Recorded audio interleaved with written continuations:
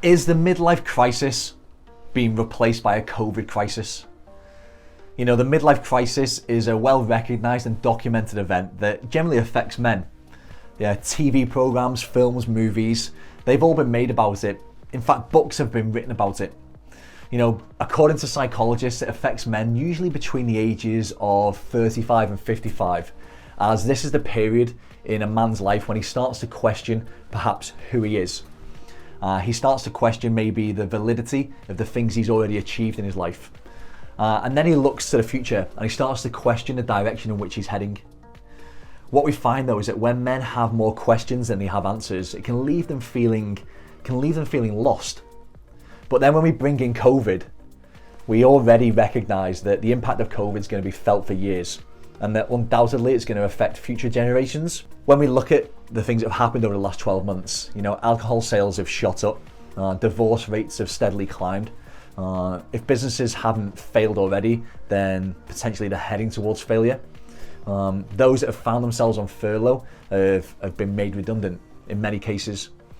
And when we combine all of this on the general unease that men experience around aging, we find that between our culture and our society and COVID, we've created this kind of perfect storm for masculinity.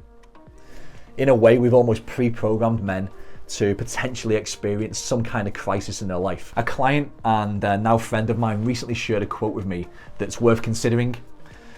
The quote is this: "A crisis accepted becomes an adventure. A crisis refused remains a crisis."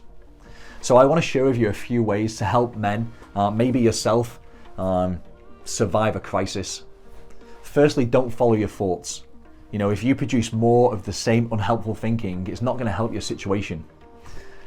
Next is to slow things down and direct your attention towards yourself. You know, check in and understand where you are and how you're feeling. Next, I always advise that people speak to a trusted person. You know, you'll find that when you share yourself, your true self, you'll feel like an immediate sense of release, or that the pressure's been lifted. Lastly, perhaps concentrate on doing the things that really bring you joy and quality in your life. Because if you spend your time doing those things, you'll have less time for any of the other stuff that gets in the way. Ultimately, what this is about is that men will get to a point in their lives where they'll be questioning who they are, what they've done and where they're heading. And as I said, this usually happens between kind of 35 and 55. But 3 lockdowns later, COVID has really amplified this experience for men.